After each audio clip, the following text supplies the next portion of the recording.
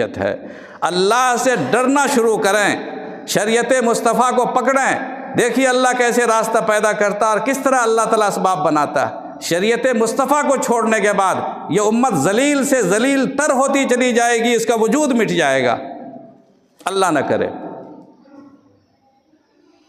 شریعت مصطفیٰ کو پکڑنا ہے، ڈرنا نہیں۔ قرآن کریم میں حضور اکرم علیہ الصلاۃ والسلام سے اللہ تعالیٰ نے فرمایا کہ تخشى الناس واللہ احق ان تخشاہ، آپ لوگوں سے ڈرتے ہیں، اللہ سے ڈرنا زیادہ بہتر ہے۔